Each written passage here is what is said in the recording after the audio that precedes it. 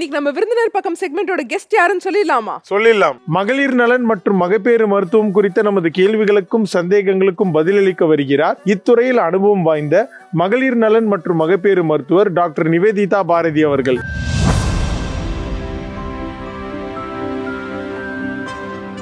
வணக்கம் மேம். வணக்கம். எப்படி இருக்கீங்க?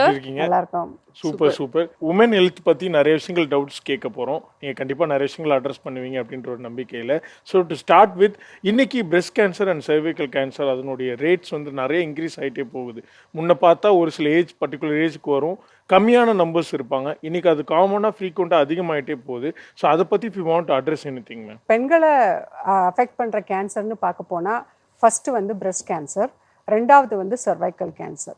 இது ரெண்டுத்தில் வந்து சர்வைக்கல் கேன்சரை பற்றி நான் சொல்கிறதுக்கு விருப்பப்படுறேன். ஏன்னாக்க உலகத்தில் இருக்கிற சர்வைக்கல் கேன்சரில் வந்து 25% வந்து இந்தியாவில் தான் இருக்குது. ஸோ இன்னொரு விதமாக அதை சொல்லணுன்னா, உலகத்தில் 4 பேர் வந்து சர்வைக்கல் கேன்சரில் செத்து போகிறாங்கன்னா அதில் ஒருத்தர் வந்து ஒரு இந்தியாவிலேருந்து இருக்கிறவங்களா இருக்கிறாங்க. ஸோ அந்த அளவுக்கு வருஷத்துக்கு வந்து 1,23,000 பேர் வந்து இந்த கேன்சர்னால் அஃபெக்ட் ஆகிறாங்க. அதில் 50%, அதாவது 75,000 பேர்கிட்ட பெண்கள் வந்து இந்த கேன்சர்னால் மரணம் அடைகிறாங்க. ஸோ ஏன் இதை பற்றி நம்ம ரொம்ப பேசணும் அப்படின்னா, இப்போ நீங்கள் யாரையாவது கேட்டிங்கனாலும் உங்களுக்கு எந்த வியாதி வரது நினச்சா பயமாக இருக்குது, எது நமக்கு வரக்கூடாது அப்படின்னு நினைக்கிறோன்னா ஃபஸ்ட்டு எல்லாரும் சொல்கிறது கேன்சர் தான். ஸோ அந்த மாதிரி ஒரு பயம் இருக்கிற நிலைமையில, பிகாஸ் எல்லாருக்கும் தெரியும் கேன்சர்னு ஒன்று டயக்னோஸ் பண்ணோன்னா அதோட ட்ரீட்மெண்ட் ஆகட்டும், ட்ரீட்மெண்ட் ஒரு விஷயம், ரெண்டாவது ட்ரீட்மெண்ட் இப்போ இருக்குது நம்மக்கிட்ட, அதற்கான பண வசதி இருந்தாலும் நம்ம எவ்வளோ தூரம் அது கஷ்டத்தை அனுபவிக்கணுன்றது எல்லாருக்கும் உரிய மனதில் இருக்கிற பயம். அப்படி இருக்கும்போது ஒரு கேன்சரை நம்ம தடுக்கிறதுக்கு நம்மக்கிட்ட வழி இருக்குது அப்படின்னு தெரிஞ்சுக்கிட்டோன்னா அதை நம்ம வந்து முழுசாக பயன்படுத்திக்கிறது புத்திசாலித்தனம். ஸோ சர்வைக்கல் கேன்சர் அப்படின்னா என்னென்னா கர்ப்பப்பை வாய் புற்றுநோய். ஸோ கர்ப்பப்பை புற்றுநோய்னா கர்ப்பப்பையும் அஃபெக்ட் பண்ணலாம், கர்ப்பப்பை வாயும் அஃபெக்ட் பண்ணலாம். அதுதான் சர்வைக்கல் கேன்சர்னு சொல்கிறோம். இந்த சர்வைக்கல் கேன்சரை வந்து அதுக்கான காரணம் அப்படி என்னன்றதை வந்து இப்போ ரீசெண்டாக தான் கண்டுபிடிச்சிருக்காங்க. அதுக்கு காரணம் வந்து ஹெச்பிவி, அதாவது human papilloma virus. So virus தான் இந்த கேன்சர் வர்றதுக்கான முக்கிய காரணமாக இருக்குது. அது ஆல்மோஸ்ட் 95லேருந்து 99% சர்வைக்கல் கேன்சர் வந்து ஹெச்பிவி வைரஸ்னால தான் வருது. ஸோ நீங்கள் எந்த வியாதியை எடுத்துக்கிட்டிங்கனாலும் ஆல்மோஸ்ட் நிறைய வியாதிக்கு வந்து நம்ம ஏன் வருதுன்றத காரணத்தை நம்ம இன்னும் கண்டுபிடிக்க முடியல. ஓகேங்களா? ஸோ ஒரு கேன்சருக்கு இதுதான் காரணம்னு கண்டுபிடிச்சது வந்து ஒரு பெரிய மைல்ஸ்டோன். ஸோ இது காரணம்னு தெரிஞ்சுக்கிட்டா நம்ம அதை ப்ரிவென்ட் பண்ணுறதுக்கு வழியை தேடலாம். ஸோ ஹெச்பிவி தான் இதுக்கு காரணம்னு கண்டுபிடிச்ச உடனே ஸோ ஹெச்பிவி வைரஸ்க்கு வேக்சினை நம்ம வந்து கண்டுபிடிச்சிட்டோம் இப்போது. ஸோ 2006 இந்த வேக்சின்ஸ் வந்து உபயோகத்தில் இருக்குது. இருந்தாலும் நம்ம நாட்டில் வந்து அந்த வேக்சினோட விலை ஜாஸ்தி, அதனால் எல்லாரும் அதுக்கு வந்து அதை அவங்களால அஃபோர்ட் பண்ண முடியாது. ஒன்று. ரெண்டாவது, இதை பற்றின அவேர்னஸ் இல்லாதது ஒரு பெரிய காரணம், முக்கியமான காரணம். ஸோ ஹெச்பிவி வைரஸ் தான் சர்வைக்கல் கேன்சர் காஸ் பண்ணுறதுக்கான முக்கியமான முதன்மையான காரணம். ஸோ அந்த ஹெச்பிவி வைரஸை இன்ஃபெக்ஷன் நம்ம தடுக்கிறதுக்கு ஹெச்பிவி வேக்சின் நமக்கு இப்போ இருக்குது. அந்த ஹெச்பிவி வேக்சின் போடுறதுக்கு கரெக்டான வயது என்னன்னா 9லேருந்து 14 வயசு வரைக்கூடிய பெண் குழந்தைகளுக்கு போட்டோன்னா ஃப்யூச்சரில் அவங்களுக்கு அந்த கேன்சர் வராமல் நம்மளால் பெரும்பான்மையான தடுக்க முடியும். ஸோ அந்த ஏஜ் குரூப்பை விட்டுட்டோன்னா, ஸோ இப்போ 15 வயசு இருக்கிறவங்களுக்கு என்ன இருக்குது, 15 வயசுக்கு மேலே இருக்கிறவங்களுக்கு என்ன இருக்குதுன்னு நீங்கள் கேட்கலாம். ஸோ இந்த வேக்சின் வந்து 45 வயசு வரைக்கும் இருக்க பெண்கள் போட்டுக்கலாம். அதற்கான பெனிஃபிட் அவங்களுக்கு கிடைக்கும். ஆனால் அந்த பெஸ்ட்டு பெனிஃபிட், மேக்ஸிமம் பெனிஃபிட் எப்போ கிடைக்கும் அப்படின்னா 9லேருந்து 15 வயசுக்குள்ளே ஒரு பெண் குழந்தைக்கு போட்டோன்னா அதோட பெனிஃபிட் வந்து ஜாஸ்தி. அதே மாதிரி ஸோ இன்னொரு முக்கியமான விஷயம் நான் இதில் சொல்ல விரும்புகிறேன் என்னென்னா, ஒரு வேக்சின் போட்டுட்டோம், நமக்கு 99% வராது, அதனால வாழ்க்கையில் வரவே வராது அப்படின்றது கிடையாது. ஓகே, அது உங்களுக்கே தெரியும். இப்போ கோவிடில் கூட வேக்சின் போட்டோம், வேக்சின் போட்டவங்களுக்கும் வந்துச்சு கோவிட் இன்ஃபெக்ஷன். ஆனால் வேக்சின் போட்டவங்களுக்கு வந்த இன்ஃபெக்ஷன் வந்து மைல்டாக வந்துச்சு. இதே மாதிரி வேக்சின் போட்டாலும் வரதுக்கான வாய்ப்புகள் இருக்குது. ஏன்னா ஹெச்பிவி வைரஸோட நம்பர் ஆஃப் டைப்ஸ் வந்து 150லேருந்து 200 டைப் இருக்குது. அதில் இந்த வேக்சின் ப்ரொடெக்ட் பண்ணுறது 4 இல்லை 9 வைரஸ் டைப் தான். ஏன்னா இந்த 4 இல்லை 9 வைரஸ் டைப் தான் நிறைய கேன்சரை காஸ் பண்ணுதுன்னு கண்டுபிடிச்சதுனால இந்த டைப்ஸுக்கு எதிர்த்த வேக்சினை நம்ம ப்ரொடியூஸ் பண்ணியிருக்கோம். தடுப்பூசி போட்டாலும் அந்த பெண் குழந்தை 30 வயசை தாண்டும் போது ஸோ பேப்ஸ்மியர்னு ஒரு டெஸ்ட் இருக்குது. அதுக்கு பேர் cervical கேன்சர் ஸ்க்ரீனிங் டெஸ்ட்னு பேர். அது சிம்பிளாக கர்ப்பப்பை ஒரு நார்மலாக ஒரு கைனகாலஜிஸ்ட் கிட்ட போகும்போது ஒரு இன்டர்னல் செக்அப் பண்ணுற மாதிரி தான். அது ஒரு பெரிய டெஸ்ட்டு அப்படின்னு பயப்பட வேண்டாம். நிறைய பேர் அதை சொன்ன உடனே பயந்துருவாங்க. எனக்கு தான் ஒன்றுமே இல்லையே, நான் எதுக்கு பண்ணிக்கணும் அப்படின்றது கிடையாது. ப்ரிவென்ஷன் தான் best. So the whole world is moving towards preventive health. So அப்படி இருக்கும்போது அடுத்த ஸ்டெப்பான பேப்ஸ்மியர் டெஸ்ட் வந்து 30 வயசுலேருந்து 65 வயசு வரைக்கும் எவ்ரி 3 to 5 இயர்ஸ் பண்ணிக்கணும்.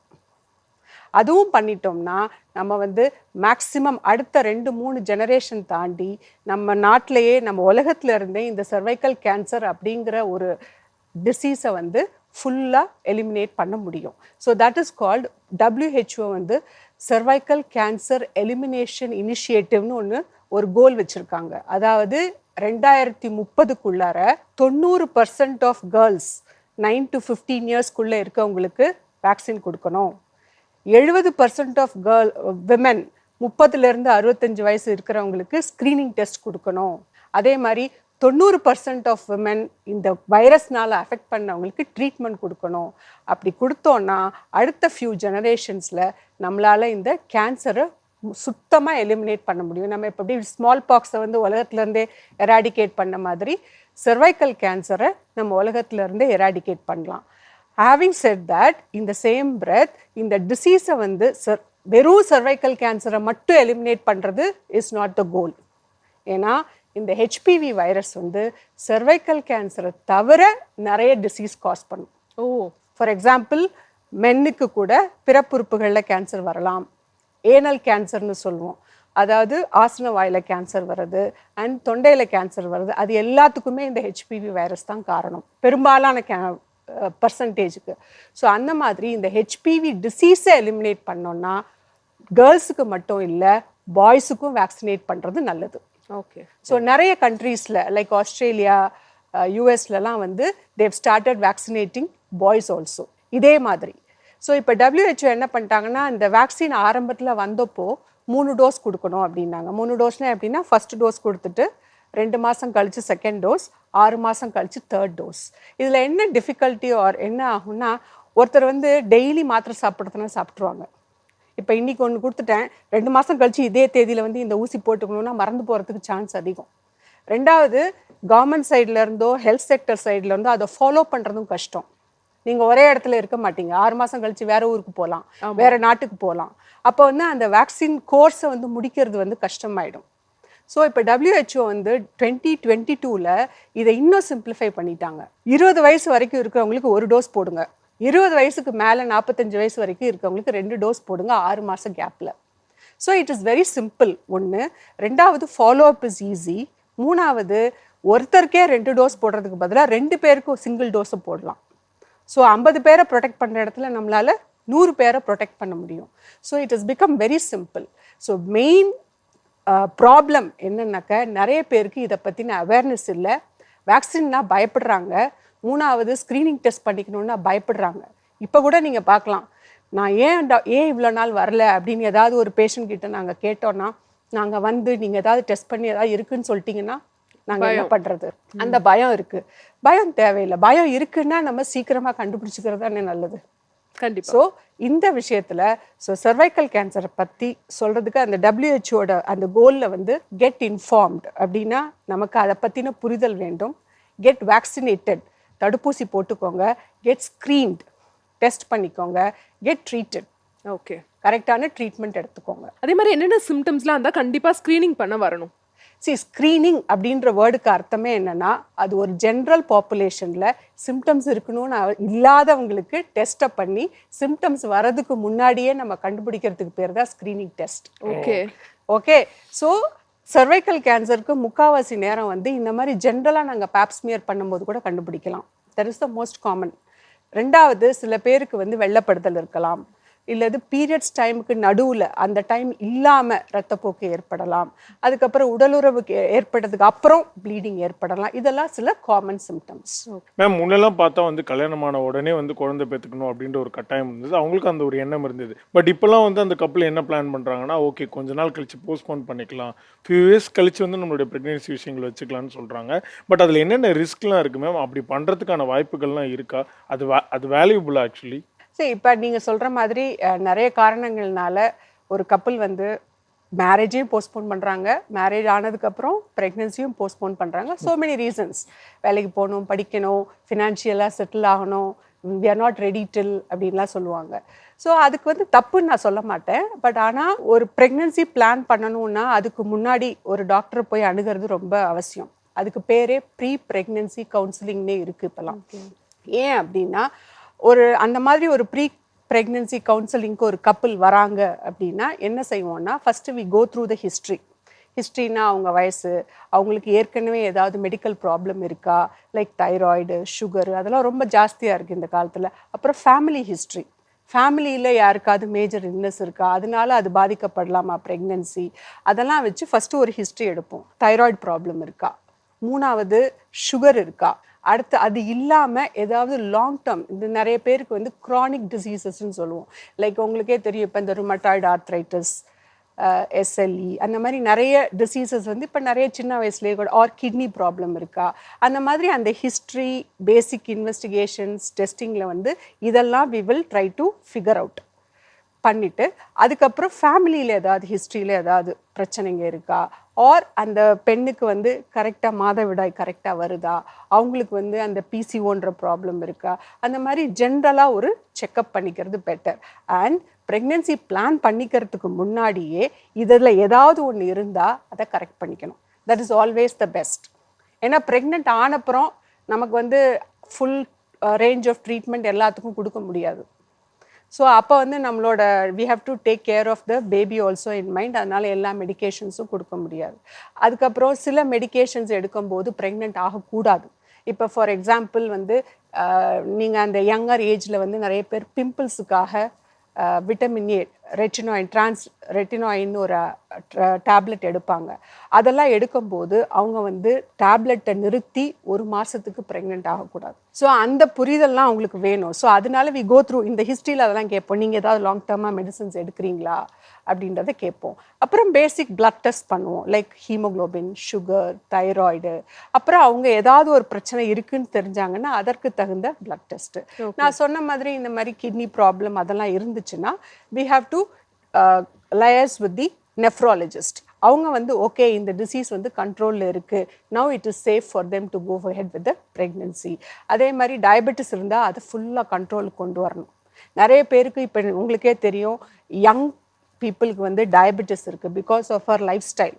நம்ம ஃபுட்டு, நம்ம ஃபிசிக்கல் ஆக்டிவிட்டி இல்லாதது, அந்த பிசிஓன்ற ஒரு கண்டிஷன் லேடிஸ்க்கு இருக்கிறது, அதெல்லாம் high risk for anybody to get diabetes. So டயபெட்டிஸ்லாம் வந்து கன்சீவ் ஆகிற டைமில் வந்து சுகரோட கண்ட்ரோல் கரெக்டாக இருக்கணும், இல்லைன்னா பேபிக்கு நிறைய ப்ராப்ளம்ஸ் வரலாம். ஸோ அதெல்லாம் வந்து ஸ்க்ரீன் பண்ணுவோம். அடுத்து இம்பார்ட்டண்ட்டாக என்ன பண்ணுவோம்னா ஃபோலிக் ஆசிட் அப்படிங்கிற ஒரு பி காம்ப்ளெக்ஸ் விட்டமினை வந்து ப்ரெக்னென்ட் ஆகிற எந்த கப்பலுமே, எந்த உமனுமே ப்ரெக்னென்சி ட்ரை பண்ணுறவங்க 3 மந்த்ஸுக்கு முன்னாடியே அதை எடுத்துகிட்டு இருந்தாங்கன்னா குழந்தையோட அந்த ஸ்பைனல் காலம், பிரெயின் டெவலப்மெண்ட்டுக்கு அது ரொம்ப, இந்த நியூரல் டியூப் டிஃபெக்ட்னு சொல்லுவோம், அதெல்லாம் வராமல் ப்ரிவெண்ட் பண்ணலாம். அடுத்தது வந்து அவங்க வந்து ருபெல்லா அப்படின்ற ஜெர்மன் மீசில்ஸுக்கு அவங்களுக்கு எதிர்ப்பு சக்தி இருக்கான்றதை செக் பண்ணுவோம். அப்படி இல்லைன்னா எம்எம்ஆர்னு ஒரு வேக்சின் போட்டுட்டு அப்புறம் ப்ரெக்னென்சி ட்ரை பண்ண சொல்லுவோம். ஏன்னா இந்த ஜெர்மன் மீசில்ஸ்லாம் ப்ரெக்னென்ட் ஆனப்போ ஒரு பெண்ணுக்கு வந்துச்சுன்னு வச்சுக்கோங்களேன், ஃபஸ்ட்டு 3 மந்த்ஸில் அந்த வைரஸ் இன்ஃபெக்ஷன் வந்துச்சுன்னா பேபியை வந்து ரொம்ப பேடாக அஃபெக்ட் பண்ணும். லைக் கண்ணு, காது, ஹார்ட்டில் ப்ராப்ளம் அதெல்லாம் வரும். ஸோ இதெல்லாம் ப்ரிவென்டபிள் ஆஸ்பெக்ட். ஸோ ஃபஸ்ட்டு வந்து அவங்களுக்கு பேசிக்காக பேக்ரவுண்ட் ரிஸ்க் என்ன இருக்குது அப்படின்னு அசஸ் பண்ணிவிட்டு ஃபாலிக் ஆசிட் கொடுத்துட்டு, ருபெல்லாவுக்கு அவங்களுக்கு இம்யூனிட்டி இருக்கான்றதை பார்த்துட்டு, ஃபேமிலியில் ஏதாவது ப்ராப்ளம் இருக்கா, அது இந்த ப்ரெக்னென்சியை அஃபெக்ட் பண்ணுறதுக்கு வாய்ப்பு இருக்கா, அதெல்லாம் செக் பண்ணிக்கிறது always better. Okay. At the same time நீங்க கேட்ட முக்கியமான கேள்வி ரொம்ப போஸ்ட்போன் பண்ணலாமா? ஏன்னா இந்த வயசானவங்க நம்ம வீட்ல இருக்கிறவங்க இல்ல ரிலேட்டிவ்ஸ் யாரா இருந்தாலுமே கல்யாணம் ஆனோடனே சீக்கிரமா குழந்தை பெத்துக்கோங்க, பயாலஜிக்கல் சைக்கிள்னு ஒன்று இருக்கு, அது வந்து நீங்க லேட் ஆக ஆக வந்து குழந்தை பிறக்கிறது வந்து கஷ்டமா ஆகும் அப்படின்னு சொல்லுவாங்க. So what would be the right age doctor? So நீங்கள் கேட்குறதுல உண்மை இருக்குது, இல்லைன்னு நம்ம சொல்ல முடியாது. ஆஸ் எனிபடி க்ரோஸ் ஓல்டர் நம்மளோட ஃபர்டிலிட்டி, நேச்சுரல் ஃபர்டிலிட்டி கம்மியாகும். அதே மாதிரி ஒரு பெண் வந்து 35 வயசுக்கு மேலே போயிட்டா அந்த பிறக்கிற குழந்தைக்கு டவுன் சிண்ட்ரோம்ன்ற ப்ராப்ளம்லாம் வரதுக்கான வாய்ப்பு அதிகம். That is chromosomal problem. So அதனால ஐடியல் ஏஜ் குரூப் வந்து before at least they cross their 30s or in the early 30s, it is better to plan their pregnancy. இப்போ என்ன பொதுவாக காமனாக வந்து கேர்ள்ஸ் பயப்படுறது வந்து இப்போ ஒரு 30க்கு முன்னாடி மேரேஜ் ஆயிடுச்சுன்னா ஓகே நம்ம அந்த ப்ரெக்னென்சி விஷயங்கள் பிளான் பண்ணிக்கலாம். பட் அந்த 30 ஏஜ் ஃபேக்டர் வந்து ஒரு பயமாகவே பார்க்குறாங்க. அது ப்ளஸ் போகுது அப்படின்றப்போ அந்த லேட் ப்ரெக்னென்சியில் நிறைய ரிஸ்க் இருக்குன்னு சொல்கிறாங்க. அந்த ஏஜ் என்ன கனெக்ஷனில் இருக்குது மேம் ப்ரெக்னென்சி? அந்த 35ன்றது ஒரு கட் ஆஃப்னு வச்சிருக்கோம், ஒரு ஆர்பிட்ரரி லிமிட். 35க்கு மேலே ஒரு உமனோட ஏஜ் போகும்போது ஃபர்ஸ்ட் திங் இந்த குரோமோசோமல் ப்ராப்ளம் வரதுக்கான வாய்ப்பு இருக்கு. ரெண்டாவது, as anybody grows older, like நீங்கள் 30 வயசுல இருக்கிறதுக்கும் நீங்கள் 40 வயசு போகும்போது உங்களுக்கு பிபி வரலாம், சுகர் வரலாம், கொலஸ்ட்ரால் வரலாம், அண்ட் நேச்சுரல் ஃபர்டிலிட்டியே கம்மியாயிரும், அண்ட் பீரியட்ஸில் இர்ரெகுலாரிட்டி வரலாம், ஆர் யூட்ரஸில் ஃபைப்ராய்ட்ஸ்னு ஒன்று இருக்கும் அது வளரலாம், ஆர் எண்டோமெட்ரியோசிஸ்னு ஒரு கண்டிஷன் இருக்குது அது ப்ரோக்ரஸ் ஆகலாம். இதெல்லாம் வந்து ஃபர்டிலிட்டியை அஃபெக்ட் பண்ணும். Okay. So unless there is a very strong reason to postpone the pregnancy, it is better not to. Okay. அதே மாதிரி காமனாக வந்து இப்போ நிறைய கேர்ள்ஸ் அண்ட் விமன் ஃபேஸ் பண்ணுற இஷ்யூனா பிசிஓடி, பிசிஓஎஸ் அப்படின்னு ரெண்டுமே I think mostly it's similar. But ஆக்சுவலாக பிசிஓடி, பிசிஓஎஸ் வரதுக்கான காரணம் என்ன? எதனால நிறைய லேடிஸ் இந்த இஷ்யூவை ஃபேஸ் பண்ணுறாங்க? பிசிஓடின்றது polycystic ovarian disease or polycystic ovarian syndrome. So syndrome அப்படின்னாலே என்னன்னா ஒரு சிம்டம் காம்ப்ளெக்ஸ். இப்போ ஃபீவர்னா வெறும் ஃபீவர் கிடையாது. பிசிஓஎஸ் அப்படின்னாக்க அந்த ப்ராப்ளம் இருக்கிறவங்களுக்கு இட் இஸ் ஒரு சிம்பிளாக சொல்லணும்னா it is just a hormone imbalance. நம்ம இப்போ நிறைய பார்க்குறோம். ஏன்னா ஒன்று நம்மளோட லைஃப் ஸ்டைல் சேஞ்ச். இப்போ நீங்கள் பார்த்தீங்கன்னா ஒபிசிட்டி அப்படிங்கிறது, உடல் பருமன் இருந்தது all age group, right from childhood to older age, it is rampant, it is pandemic. So and that is very very important reason ஒன்று. ரெண்டாவது, நம்மளோட ஹைட்டுக்கு ஏற்ற வெயிட் மெயின்டைன் பண்ணாதது, ஓவர் வெயிட்டாக இருக்கிறது, ஒபீஸாக இருக்கிறது. அண்ட் ரெண்டாவது, நம்ம sedentary lifestyle, that is physical ஆக்டிவிட்டியே இல்லாமல் இருக்கிறது. நீங்கள் என்ன தான் டயட்டில் மெயின்டைன் பண்ணாலும் you should be physically active. Okay. So PCO அப்படிங்கிறது வந்து it is something there is a you are born with, like. ஆனால் அதுக்காக பயப்பட வேண்டாம் எல்லாரும். ஸோ பிசிஓ இருக்கிறவங்க எல்லாருக்கும் எல்லா ப்ராப்ளம்ஸும் வராது. நம்ம ஏன் இப்போ அதை பற்றி ரொம்ப பேசுகிறோம் அப்படின்னா, நம்ம வந்து ஏதாவது ஒரு சின்ன வயசில் ஒரு 18 இயர்ஸ் 19 இயர்ஸில் ஒரு பீரியட்ஸ் இரெகுலராக வந்துச்சுன்னா உடனே போய் ஸ்கேன் பண்ணிடுறோம். ஸ்கேனில் பிசிஓ அப்படின்னு கொடுப்பாங்க. ஸோ பிசிஓ இருக்கிறது வந்து is one reason, okay fine. But ஆனால் நீங்கள் உங்களோட லைஃப் ஸ்டைலை நல்லா மெயின்டைன் பண்ணிவிட்டு உங்கள் ஹைட்டுக்கு ஏற்ற வெயிட் எல்லாம் மெயின்டைன் பண்ணிங்கன்னா இந்த பிசிஓனால் வர சிம்டம்ஸை வந்து to a major extent you can control without medication. Okay. So பிசிஓன்றது வந்து இன்னொரு முக்கியமான விஷயம்னா it cannot be cured. It's not like a fever, ஒரு ரெஸ்பிரேட்டரி இன்ஃபெக்ஷன் வருது, சளி பிடிச்சிருக்கு, நீங்கள் ஒரு 5 days ஆன்டிபயோட்டிக் எடுக்கிறீங்க, அது போயிடுச்சு, அப்படி கிடையாது. It is an ongoing thing. But the symptoms can be managed very effectively நம்ம லைஃப் ஸ்டைலை மேனேஜ் பண்ணோம்னா. அதையும் தாண்டி இருக்கிறவங்களுக்கு வந்து மெடிகேஷன் தேவைப்படலாம். ஸோ பிசிஓ இருக்கிறவங்களுக்கு வெரைட்டி ஆஃப் சிம்டம்ஸ் இருக்கலாம். ஒபீஸாக இருப்பாங்க, ஒபீஸ்னா உடல் பருமனாக இருப்பாங்க. ரெண்டாவது, பீரியட்ஸ் இர்ரெகுலராக இருக்கும். அதுக்கப்புறம் உடம்புல வந்து முகப்பரு, ஆக்னின்னு சொல்லுவோம், அது நிறைய வரலாம். அடுத்தது ஹேர் க்ரோத் தேவையில்லாத இடத்துல, தட் இஸ் உதடுக்கு மேலே, சின்னில், உடம்புல, அதுல எல்லாம் ஹேர் க்ரோத் இருக்கும். ஸோ இதெல்லாமே symptoms of polycystic ovary. So irregular periods இருக்குது, சரியாக பீரியட்ஸ் வரல அப்படின்னா ஆட்டோமேட்டிக்காக அவங்களுக்கு கன்சீவ் ஆகிறதுக்கு டிலே ஆகும். So infertility is a problem. So polycystic ovary இருக்கிறவங்க இதெல்லாம் வந்து அக்யூட்டாக நமக்கு தெரியறது.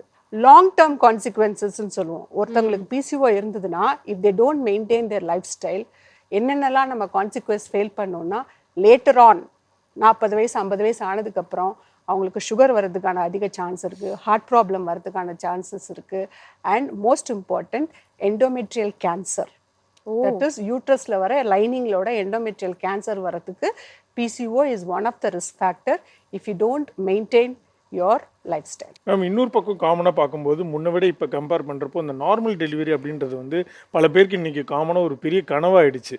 இது வந்து நல்லதுன்னு நினைக்கிறீங்களா இல்லை எதை நோக்கி போகுது அப்படின்றத நீங்கள் அட்ரஸ் பண்ணணும்னு நினைக்கிறீங்க? நீங்கள் முதல்ல சொன்னீங்க இல்லையா, ஃபார் வேரியஸ் ரீசன்ஸ் வந்து நிறைய கப்புள்ஸ் வந்து ப்ரெக்னென்சியை போஸ்ட்போன் பண்ணுறாங்க.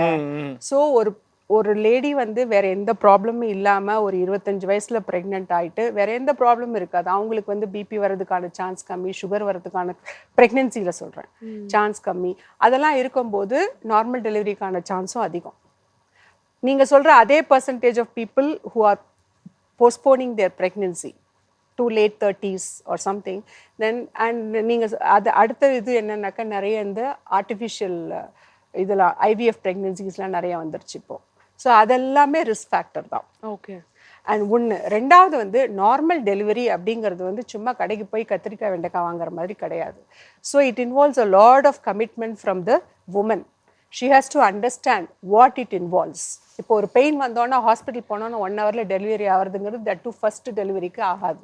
அதுக்கு நிறைய ஸ்டேஜஸ் ஆஃப் லேபர் இருக்குது. First stage of labour, second stage of labour, third stage of it takes a longer time. So நம்ம எக்ஸ்பெக்டேஷன் வந்து தெரியணும், நம்ம என்ன எக்ஸ்பெக்ட் பண்ணணும். லேபர்ன்றது வந்து பெயின்ஃபுல் ப்ரொசீஜர் தான், இல்லைன்னு யாருமே சொல்ல முடியாது. ஸோ அந்த பெயின் எப்படி இருக்கும் அப்படிங்கிறது. ஸோ எல்லாருமே வந்து எடுத்த உடனே வந்து பெயின் ரிலீஃப் எனக்கு வேணும், எபிடியூரல் வேணும் அப்படின்னு கேட்குறாங்க. எபிடியூரலுங்கிறது one form of pain relief that we do give in பிரசவம் டெலிவரி அப்போ கொடுக்கறது. ஸோ அதுக்கெல்லாம் சர்டன் க்ரைட்டீரியா இருக்குது, அது எல்லாமே இருக்குது. ஸோ அது வந்து ஒரு முக்கியமான காரணம். நமக்கு வந்து என்ன எதிர்பார்க்கணும் அப்படிங்கிறது தெரியணும். ஸோ நார்மல் லேபர்னா என்ன அப்படிங்கிறது நிறைய பேர் புரிஞ்சுக்கிறது கிடையாது. நார்மல் டெலிவரினா வாட் இட் இன்வால்வ்ஸ் அப்படிங்கிறது எல்லாரும் புரிஞ்சுக்கணும். ரெண்டாவது சப்போர்ட் சிஸ்டம். ஸோ நிறைய பேர் வந்து நான் பார்த்துருக்கேன் ப்ராக்டிஸில் வந்துட்டு அந்த பொண்ணு வந்து அந்த பெயினுக்கு வந்து பெயின் ரிலீஃப் பற்றி கேள்விப்பட்டிருப்பாங்க. எனக்கு வந்து எபிடியூரல் அனஸ்தீசியா வேணும், அனல்ஜீசியா வேணும் அப்படின்னு கேட்பாங்க. அப்போ வந்து she will not be allowed to decide. So the doctor வந்து ஓகே அவங்க இருக்கிற ஸ்டேஜுக்கு ஹார்ட் பீட்லாம் நல்லா இருக்குது, ஸோ வி கேன் கிவ்னு சொன்னாலும் இந்த ஃபேமிலி வந்து ஒத்துக்காது. ஸோ முதுகில் ஊசி போட்டால் எப்போவுமே உங்களுக்கு வந்து பேக் பெயின் வரும் அப்படின்வாங்க. தட் இஸ் அதெல்லாம் வந்து லேக் ஆஃப் அவேர்னஸ் தான். ஓகே. ஸோ அந்த மாதிரி எல்லாம் பெயின் ரிலீஃப் எல்லாம் எடுத்துக்கிட்டாங்கன்னா அவங்க கம்ஃபர்டபுளாக நார்மல் டெலிவரி ஆகலாம். ரொம்ப முக்கியமான விஷயம் என்னென்னா இப்போல்லாம் வந்துட்டு ப்ரெக்னென்ட் ஆனதுக்கப்புறம் நிறைய பேம்பர் பண்ணுறாங்க. அந்த வெயிட் கெயின் இருக்குது பார்த்தீங்களா, ப்ரெக்னென்சியில் வந்து ஒரு ஆவரேஜ் வெயிட் இருக்கிறவங்க 8 to 10 கிலோ ஏறலாம். இப்போல்லாம் நாங்கள் ஈஸியாக 20 கிலோ 25 கிலோலாம் ஏறுறாங்க. ஸோ அந்த மாதிரி இருக்கும்போது என்ன ஆகும், அவங்களுக்கு ஆட்டோமேட்டிக்காக they become high risk for diabetes, hyper tension. அதெல்லாம் ப்ரெக்னென்சியில் வரும்போது it becomes a complication. Then normal delivery is again a rarity. Okay. So அதை புரிஞ்சுக்கணும். நிறைய பேரோட நிறைய மித்ஸ் இருக்குது ப்ரெக்னென்சியை பற்றி. என்னன்னாக்கா ப்ரெக்னென்ட் ஆகிட்டா 2 உயிருக்காக சாப்பிடணும், 2 மணி நேரத்துக்கு ஒரு தடவை ஜூஸ் குடிக்கணும் அப்படிங்கிறதெல்லாம் அப்படி கிடையவே கிடையாது. நம்மளோட ஹெல்த்தியாக சாப்பிட்ணும். நீங்கள் ப்ரெக்னென்ட் ஆகிறதுக்கு முன்னாடி என்னென்னலாம் ஃபிசிக்கல் ஆக்டிவிட்டி பண்ணிட்டு இருந்தீங்களோ எல்லாமே கண்டினியூ பண்ணலாம். உங்களுக்கு ஏதாவது பண்ணக்கூடாதுன்னு சொன்னால் the doctor will advice you. அதை விட்டுட்டு நடக்கிறது கிடையாது, மாடி ஏற மாட்டேன், ஆட்டோவில் போக மாட்டேன், இதெல்லாம் ரீசன்.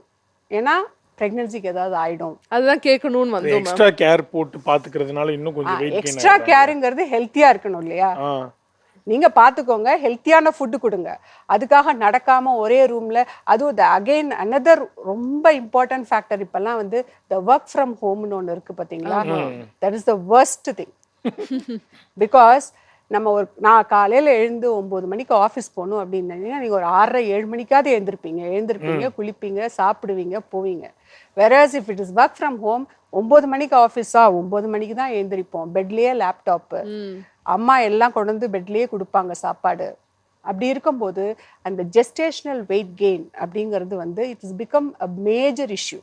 இதே மாதிரி தான் பிரெஸ்ட் ஃபீடிங். அப்போ டெலிவரி ஆனப்புறமும் பால் நிறைய வரணும்னு சொல்லிட்டு நிறைய சாப்பாடு சாப்பிட்றது, அதை சுற்றி நிறைய மித்ஸ் இருக்குது. இது சாப்பிட்டா நிறைய பால் வரும், இது சாப்பிட்டா அது வரும், இது வரும் அப்படின்னு சொல்லிட்டு அதெல்லாம் தேவையே இல்லை. ஸோ ஒரு குழந்தை பிறந்துச்சுன்னா it is a natural signal from us, from the body. டெஃபினட்டாக nature will take care of the species இல்லையா. ஸோ கட்டாயம் வரும். பிரெஸ்ட் ஃபீடிங்கை பற்றி அவ்வளோ மித்ஸு. பிறந்த குழந்தை உடனே வந்து பால் அப்படியே வந்துடாது. ஃபஸ்ட்டு அந்த சீம்பால்னு சொல்கிறோம் இல்லையா, கொலஸ்ட்ரம், அதுதான் வரும். கொஞ்சம் எல்லோயிஷ் ஃப்ளூயிடாக இருக்கும். அதுதான் கொடுப்போம். That contains all the nutrients that is required for the baby அந்த டைமில். அண்ட் ஹெல்த்தியாக ஒரு குழந்தை பிறந்ததுன்னா nature will provide its enough stores to take care. ஏன்னா பிறந்த உடனே பால் அப்படியே வந்துடாது. அந்த சிக்னல் பிரெயினுக்கு போகணும், பிரெயின்லேருந்து சிக்னல் வரணும், பாப்பா சக் பண்ணணும், இவ்வளோ விஷயம் நடந்தால் தான் வரும். அண்ட் குழந்தைக்கும் அது ஒரு ஃபர்ஸ்ட் எக்ஸ்பீரியன்ஸ் இல்லையா? ஸோ குழந்தை சக் பண்ணுறதுக்கும் கற்றுக்கணும். அதில் சில ப்ராப்ளம்ஸ் வரலாம் சில பேருக்கு. அதெல்லாம் நம்ம சரிப்படுத்திட்டு மதர் வந்து ஒரு பாசிட்டிவ் ஆட்டிடியூட், நான் என் குழந்தைக்கு தாய்ப்பால் கொடுக்கணும், இது ஒரு பெரிய விஷயமா நினைக்காம இது ஒரு நேச்சுரல் விஷயமா எடுத்துக்கிட்டா பாதியில் முக்காவாசி நேரம் அது ஒரு ப்ராப்ளமாகவே இருக்காது. ஓகே மேம், அதே மாதிரி வந்து குழந்தையின்மை பிரச்சனை வந்து இன்னும் அதிகமாகிட்டே போயிட்டு இருக்கு முன்ன விட இப்போ கம்பேர் பண்ணும்போது. ஸோ அதை நோக்கி போகிற இந்த ஜென்ரேஷனுக்கு நீங்கள் கொடுக்க வேண்டிய அட்வைஸ் ஏதாவது? ஸோ குழந்தையின்மை அதிகமாக நம்ம பார்க்குறதுக்கு ஒரு முக்கிய காரணம் நம்ம வந்து நான் சொன்ன மாதிரி ஒரு ஸ்ட்ராங் ரீசன் இல்லாமல் போஸ்ட்போன் பண்ணுறது ஒன்று. ரெண்டாவது வந்து குழந்தையின்மை அப்படிங்கிறது வந்து டெக்ஸ்ட் புக் டெஃபினிஷன் படி பார்த்தோன்னாக்க ஒரு வருஷமாக அந்த கப்பல் அந்த தம்பதிகள் வந்து ட்ரை பண்ணிவிட்டு அப்படியும் அவங்களுக்கு வந்து அது நடக்கலை அப்படின்னா தான் நம்ம வந்து இன்வெஸ்டிகேட் பண்ணணும் அப்படிங்கிறது. பட் ஆனால் இப்போ வந்து நிறைய பேருக்கு அந்த பொறுமை இல்லை. ஃபஸ்ட்டு கல்யாணம் ஆனதுக்கப்புறம் தள்ளி போடணும்னு நினைக்கிறாங்க, வேணும்னு நினைக்கிறப்ப உடனே வேணும்னு நினைக்கிறாங்க. ஸோ அப்போ என்ன பண்ணணும்னா ஃபஸ்ட்டு வந்து அந்த மாதிரி நீங்கள் ஏதாவது ஒரு கஷ்டம் இருக்குது அப்படின்னு நினச்சிங்கன்னா ஃபஸ்ட்டு போய் ஒரு டாக்டரை பாருங்கள். எல்லா பேசிக் இன்வெஸ்டிகேஷனும் பண்ணிக்கோங்க. பேசிக் இன்வெஸ்டிகேஷன்னா ஒரு கப்பலுக்கு வந்து குழந்தை பிறக்கணும் அப்படின்னா ஒரு அந்த பெண்ணுக்கு வந்து கருமுட்டை வெளியில் வரணும், ஆண்களுக்கு விந்து அணுக்கள் கரெக்டாக இருக்கணும், மூணாவது அந்த டியூப்பில் ஒன்றும் அடைப்பு இருக்கக்கூடாது. அதுதான் பேசிக் 3 விஷயம் வந்து நார்மலாக இருக்கணும். அதையும் தாண்டி அவங்க 2 பேருக்கும் உடலுறவு கொள்றதுல எதுவும் பிரச்சனை இருக்கக்கூடாது. அது இருந்ததுன்னா அவங்க நேச்சுரலாக ட்ரை பண்ணி அப்படி ஒரு 6 மாதமோ 1 வருஷமோ இல்லைன்னா போய் டாக்டரை பார்க்கணும். ஸோ தேவையில்லாமல் சீக்கிரமாக இன்வெஸ்டிகேட் பண்ணி ட்ரீட்மெண்ட்டுன்னு ஆரம்பிக்கிறதும் தப்பு. அதே சமயம் தேவையானப்ப ட்ரீட்மெண்ட்டை தள்ளி போடுறதும் தப்பு. டாக்டர், அதே மாதிரி பிரெக்னன்சி டைம்ல நிறைய பேர் உடல் உறவு பண்ணலாமா பண்ணக்கூடாதா அப்படிங்கிற நிறைய டவுட்ஸ்லாம் இருக்கு. So what is your take doctor? Pregnant ஆனதுக்கப்புறம் முதல் 3 மாதம்தான் வந்து இந்த அபார்ஷன் அதாவது மிஸ்கேரேஜ் ஆகிறதுக்கெல்லாம் சான்சஸ் அதிகம். ஸோ அந்த டைமில் வந்து யாராவது எங்ககிட்ட அட்வைஸ் கேட்டோன்னா வந்து அதை அவாய்ட் பண்ணுறது பெட்டர்னு சொல்லுவோம். அதுக்காக வந்து உடலுறவு கொள்றதுனால மிஸ்கேரேஜ் ஆகுன்றது கிடையாது. சப்போஸ் சில பேருக்கு கொஞ்சம் ஒரு ப்ரௌன் டிஸ்சார்ஜ் வரலாம், கொஞ்சம் ஸ்பாட்டிங், கொஞ்சம் ப்ளீடிங் வரலாம். அதையும் தாண்டி ப்ரெக்னென்சி ஹெல்த்தியாக வளர்கிறதுக்கு சான்ஸ் இருக்குது. ஆனால் ஒருத்தர் உடலுறவு கொண்டதுக்கப்புறம் இப்படி வந்துருச்சுன்னா அதனால வந்துருச்சோன்னு அவங்க ரொம்ப பயப்படுவாங்க. அந்த ஒரு கில்ட் ஃபீலிங் இருக்கும். அதுக்காக first 3 months better to avoid. All the more அவங்களுக்கு ஏதாவது ஒரு சிம்டம்ஸ் இந்த மாதிரி இருந்துச்சுன்னா அவாய்ட் பண்ணுறது நல்லது. மற்றபடிக்கு அவாய்ட் பண்ணணுன்ற ரூல்லாம் கிடையாது. டாக்டர், அதே மாதிரி இப்போ ப்ரெக்னென்ட் ஆன லேடிஸ் நார்மல் டெலிவரிக்கு பிளான் பண்ணுறாங்கன்னா என்ன மாதிரியான ஒர்க் அவுட் இல்லை லைஃப் ஸ்டைல் வந்து அவங்க ஃபாலோ பண்ணணும் ஸோ தட் அவங்களுக்கு நார்மல் டெலிவரி வரதுக்கான சான்சஸ் ஜாஸ்தி? ஸோ நார்மல் டெலிவரி ஆகணும் அப்படின்னா நான் சொன்ன மாதிரி ப்ரெக்னென்சியில் வேறு எந்த காம்ப்ளிகேஷனும் இல்லாமல் நம்ம சைட்லேருந்து என்ன பண்ணணுமோ அதை 100% பண்ணணும்.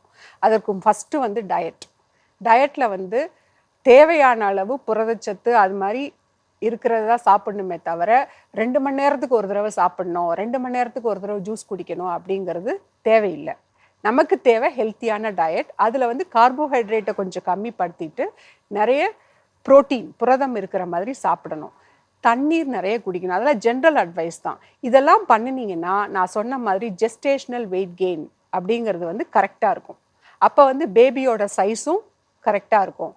அதே மாதிரி அந்த பெண்ணுக்கு வந்து பிளட் ப்ரெஷர், டயபெட்டிஸ் அதெல்லாம் வராமல் இருக்கும். இதெல்லாம் வராமல் கரெக்டான வெயிட் கெயின், குழந்தையோட க்ரோத் எல்லாமே நார்மலாக இருந்துச்சுன்னா நார்மல் டெலிவரிக்கான சான்சஸ் வந்து அதிகம்.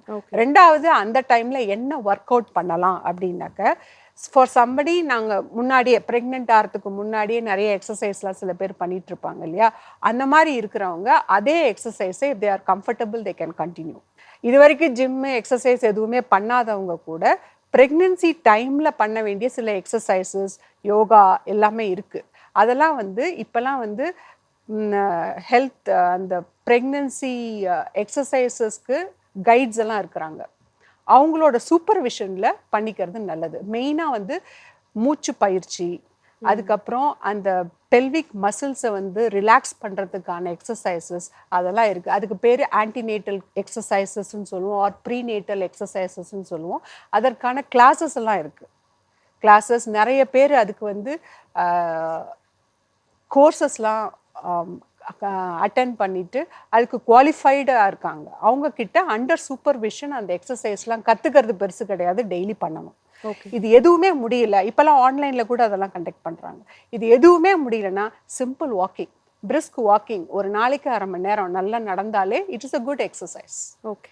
ஸோ இந்த எக்ஸசைஸ் பண்ணாதான் நார்மல் டெலிவரி அப்படின்றது கிடையாது. ஸோ இட் இஸ் பேசிக்கலி நீங்கள் ஃபிட்டாக இருந்தீங்கன்னா whether it is normal delivery or a cesarean, you can cope up with it better. Okay. And normal delivery ஆ சிசேரியனாங்கிறது வந்து லாஸ்ட் மினிட்ல கூட சேஞ்ச் ஆகலாம் for some reason.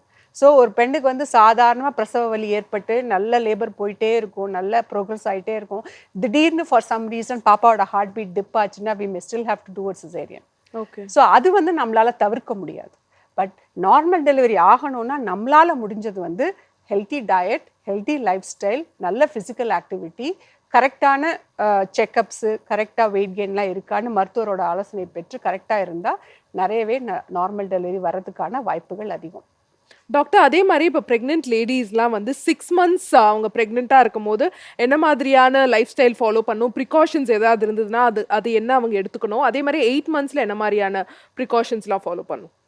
So 6 months அப்படிங்கிறது நாங்கள் வந்து நம்பர் ஆஃப் வீக்ஸில் சொல்லுவோம் இல்லையா. ப்ரெக்னென்சியை வந்து ப்ராடாக 3 trimesters-ஆக டிவைட் பண்ணுவோம். First 12 to 14 weeks first trimester, second trimester வந்து 28லேருந்து 30 வாரம் வரைக்கும், அதுக்கப்புறம் இருக்கிறது லாஸ்ட் ட்ரைமஸ்டர். நீங்கள் சொல்கிற 6 months வந்து ஃபால்ஸ் இந்த mid trimester. Mid trimester is the best time. ஏன்னா ஏர்லி ப்ரெக்னென்சியில் இருக்கிற வாமிட்டிங்லாம் இருக்காது, அவங்களால நல்லா சாப்பிட முடியும். ஆனால் அதே டைமில் தான் நிறைய வெயிட் கெயினும் ஆகும்.